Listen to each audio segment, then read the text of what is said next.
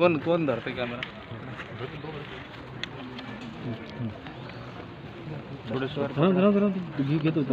वर पकडा थोडंसं.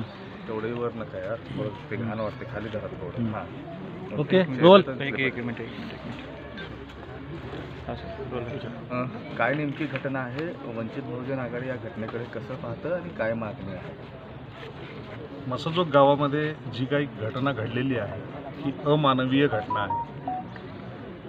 स्वतंत्र भारतामध्ये अशा घटना घडणं ही अशोभनीय आहे.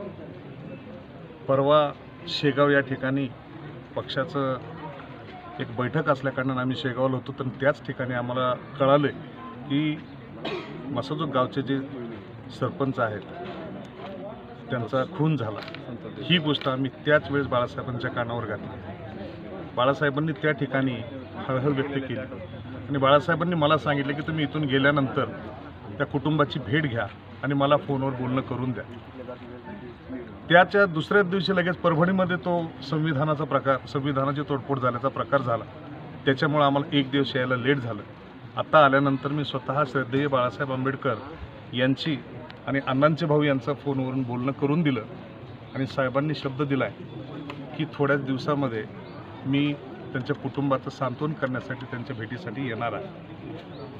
तुमची वंचितची काय कारवाईची मागणी राहील? वंचितची करण्याच्या तयारी कसं? वंचित बहुजन आघाडी आज या कुटुंबाच्या सोबत आहे आणि वंचित बहुजन आघाडीची ही भूमिका राहील की या कुटुंबाला न्याय कसा देता येईल यासाठी वंचित बहुजन आघाडी या कुटुंबाच्या पाठीशी खंबीरपणे उभी आहे आणि शेवटपर्यंत आम्ही यांच्यासोबत लढा देऊ आणि यांना न्याय मिळवून देऊ असं या ठिकाणी मी सांगतो. ओके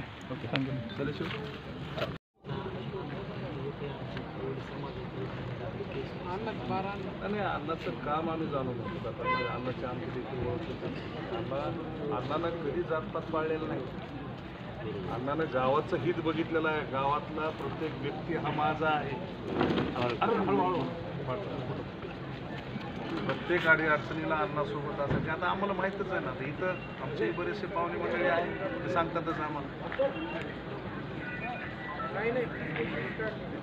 जुन्या लोकांनी मदत केलेली आहे. जो आवडेल सर्वांना तोच आवडे देवाला पण जाण्यासारखं वयही नव्हतं. पण नैसर्गिक मरण आला असतं तर त्याला आपण कोणाला दोषही दिला नसता. कसा टाकला पण हे जे घडलं अघटित घडल्यासारखं आहे.